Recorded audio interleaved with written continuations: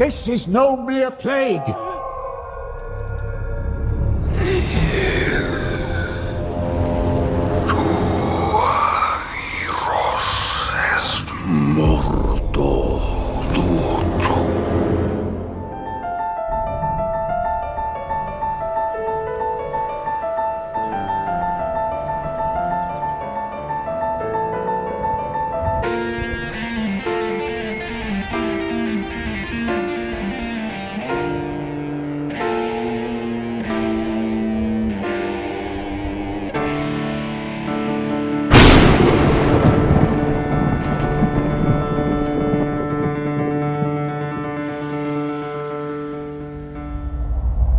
Combinar el concepto del miedo, el terror y las raíces folclóricas europeas de siglos pasados es algo que no cualquier cinta puede recrear,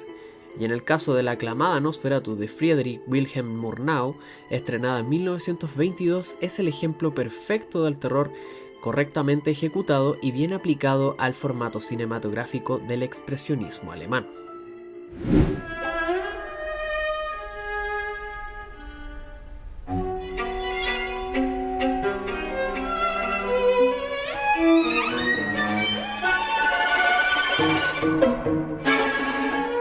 Razón justa para ser considerada hasta el día de hoy como una de las cintas esenciales en la historia del cine y también como una de las más aclamadas en el concepto de cine de terror. Nosferatu nace como una adaptación de la icónica novela de Drácula de Bram Stoker de 1897, la cual por temas de presupuesto e infraestructura se adaptaron nombres, situaciones y algunos segmentos para poder llevar esta historia a formato audiovisual. Y durante el desarrollo de la industria cinematográfica hemos visto muchas adaptaciones que nos traen de vuelta a este mítico y oscuro personaje, dejando huella en cada una de estas versiones, como lo ha sido Drácula de Tod Browning de 1931. Listen to them,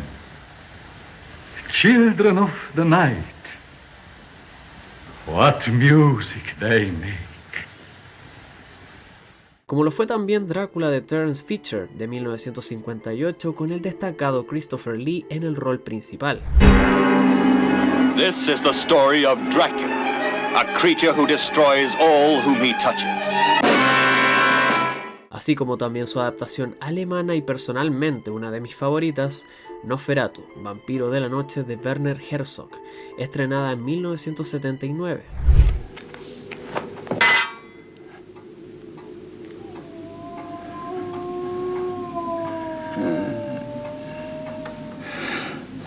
The knife is old and could be dirty.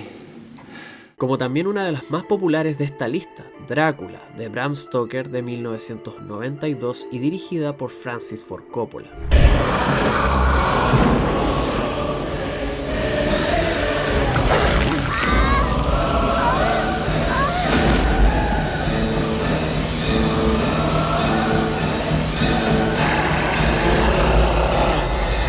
Como pudieron notar, son muchas las versiones de Nosferatu y de la adaptación de Drácula que ha habido a través del cine en su historia. Pero, ¿por qué la adaptación nueva de Robert Eggers es tan controversial y por qué ha llamado tanto la atención últimamente? Where's Sam? Where's Sam? Where's that little man? Peep-boo! There you are. There you are. Peep-boo!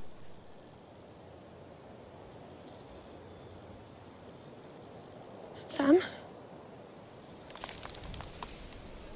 ¡Samuel! Partamos por la base, su dirección. Robert Eggers es un director joven que inició oficialmente su carrera filmográfica con su ópera prima del 2015 The Witch o La Bruja, protagonizada por Anya Taylor-Joy. Esta cinta sentó las bases de un terror propio del estilo de Eggers, con un fuerte enfoque en las raíces folclóricas e inspirada de novelas y leyendas antiguas para poder adaptar estos atributos a la gran pantalla. Tras este éxito, le sucedieron cintas como The Lighthouse, un thriller con enfoques en el horror y la pérdida de la cordura de sus personajes, para después traer en 2022 The Northman o El Hombre del Norte, una cinta que se enfoca en una historia de venganza en el corazón de las comunidades vikingas, sus rituales berserker, la violencia de la guerra y lo aterrador que podían llegar a ser los conceptos más apegados a las divinidades de la Islandia antigua. Ahora Eggers, siendo un director mucho más experimentado y preparado, trae de vuelta la oscura vida del Conde Orlok, con un enfoque propio en ese desarrollo prismado por la oscuridad, el contexto social de la época, con altos índices de mortalidad y enfermedades producto de las plagas y la peste, el romance posesivo como destructivo y la sexualidad como tal, adaptando de una manera creativa y alejadas a los formatos anteriores para crear una adaptación propia del terror gótico. Con una variada selección para el elenco de esta nueva adaptación, teniendo en un rol protagónico a Lily Rose Depp, quien logró tener mucho más reconocimiento bajo la fracasada serie de HBO The Idol, pero en esta oportunidad consigue retratar de manera desgarradora y aterradora al personaje de Helen, como una actuación física que recuerda a esos espasmos y momentos del Exorcista. El resto del reparto cumple a cabalidad tanto en el tono y estilo que la narrativa de esta cinta requiere. Tanto el personaje de Thomas Hutter, interpretado por Nicholas Hoult, como el marido de Helen, se puede ver que en su desarrollo existe un desgaste emocional y el impacto de cómo su personaje va perdiendo el control de su estabilidad desde que cruza caminos con el Conde Orlok. Por otro lado, tanto Aaron Taylor Johnson como Emma Corrin, quienes interpretan al matrimonio Harding, son íntimos amigos de los Hutter, también ofrecen una actuación excepcional, desgarradora y muy tétrica desde que la maldición del conde se cierne sobre esta familia. Incluso hasta uno de los actores más cotizados de Eggers, como es el caso de Willem Dafoe, ofrece un rol acotado pero más que destacado, interpretando esta vez al Dr. Alvin Everhard von Franz, quien es una especie de especialista en temas ocultistas y viene a cumplir el rol de cazador de vampiros en esta película. Si bien para sustentar el éxito que ha sido esta nueva adaptación, debo mencionar que gran parte de esto no ha sido principalmente por sus excelentes actuaciones, sino por cómo se construye la narrativa y cómo Robert Eggers le imprime una especie de homenaje a esta misma cinta a través de su relato, dando como resultado una forma estética y detallada a cada encuadre, diseño de escenarios, puesta en escena, fotografía y el uso del color para esta película, lo cual considero que es uno de los puntazos que ofrece esta nueva versión de Nosferatu, ofreciendo una perspectiva renovada, muchísimo más expresionista y nunca antes vista en un formato de la gran pantalla, sin perder detalles y referencias que toma la obra original de 1922, tanto en la iluminación y cómo cada elemento dentro de cada toma converge en una sintonía tan bien lograda que pareciera que cada escena puede ser una representación de un cuadro en movimiento. O también la representación de una pesadilla o relato onírico con tintes grotescos y macabros, como es algo que podemos apreciar en la escena introductoria de esta película que... vaya que sí.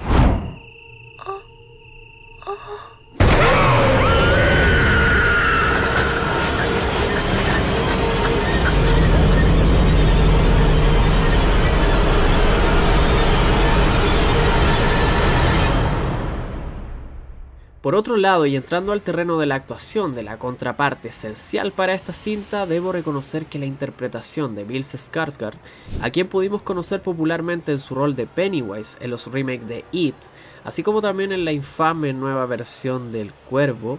pero bueno, en esta oportunidad construye a un Conde Orlok jamás visto, con una impronta totalmente oscura y amenazante sin querer serlo. Su voz profunda y retumbante complementa mucho más ese aura macabra y desconocida del personaje, lo cual es un punto que destaco notablemente de su interpretación, además de ese propio acento rumano antiguo que le da un enfoque mucho más oscuro a esta nueva versión del Conde Orlok. Otro detalle fundamental de esta película es la importancia de las simbologías y cómo éstas se ocultan a la búsqueda de la interpretación del espectador con diversos mensajes y representaciones que se fundamentan en las historias, relatos y leyendas de la Europa del Este del siglo XIX, como es el detalle de la mujer montada a caballo escoltada por un pueblo gitano, cuando Thomas se emprende camino hacia el castillo de Orlok. Según las tradiciones, esta representa a una virgen montando un caballo blanco, que se puede identificar como la tumba donde se esconde el Istregoi, o sea, el vampiro. El caballo se va a detener justo donde éste está enterrado, y esto le va a permitir a los aldeanos poder matar al monstruo. Algo que llega a ocurrir a través de las visiones de este pueblo prácticamente fantasma que fue atacado y destruido por Orlok en el pasado, y de lo cual Thomas es acechado por esas visiones oníricas que se fusionan entre el trance de su camino hasta el castillo. Este juego de alucinaciones se ve reflejado también en las sombras que la película nos muestra, como un detalle más de la maldad y oscuridad que se cierne sobre estas almas, tanto en la llegada del carruaje sin jinete, donde vemos una sombra con la figura de una cruz invertida que se refleja por los árboles, así como también una tremenda referencia a la saga de Bloodborne, al igual que en otras escenas donde las manos y la silueta del conde pueden llegar a marcar su pronta llegada, como un monstruo que destruirá las vidas de una ciudad moderna. Detalles que mencionan las hijas del matrimonio Harding, quienes esperan que su padre cada noche las ayude a dormir, ya que temen por el monstruo, y que curiosamente en la segunda noche del pacto de Ellen con el conde, este hipnotiza en un sueño profundo al padre para poder atacar y desvivir de manera cruda y grotesca a las hijas y a la esposa de la familia Harding. Por otra parte, el detalle de las flores que Thomas le regala a su esposa con el fiel reflejo de cómo la belleza y pureza se marchita con la maldad,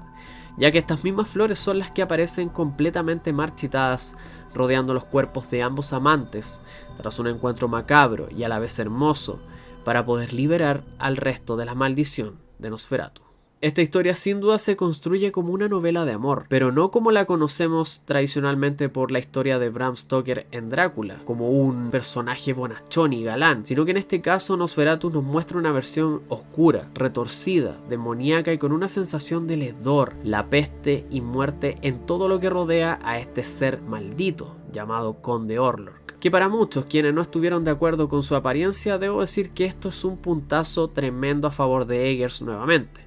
ya que en su construcción como personaje considero de que el trabajo de estética es perfecto y acorde al contexto temporal de los relatos antiguos, ya que tanto Nosferatu como Drácula se inspiran en la verdadera historia del temido Vlad el Empalador, quien fue el príncipe de Valaquia en 1456 y 1462, y del cual se le considera uno de los gobernantes más importantes de la historia de Valaquia y héroe nacional de Rumanía, así como su reputación era digna también de temer por quienes sabían de su leyenda, ya que se rumoreaba que empaló a 23.000 prisioneros con sus familias en la ruta del enemigo, como también se decía que en sus celebraciones de victorias bebía la sangre de estos enemigos para conseguir la inmortalidad. La leyenda de este imponente personaje de la historia refleja mucho de lo que podemos ver en esta nueva adaptación, ya que la representación de este ser muerto y sediento de sangre y carne humana también destaca por tener un bigote prominente y propio de la época, como también su cabello y estilo reflejan la apariencia de los jerarcas y emperadores de la Rumanía de 1431.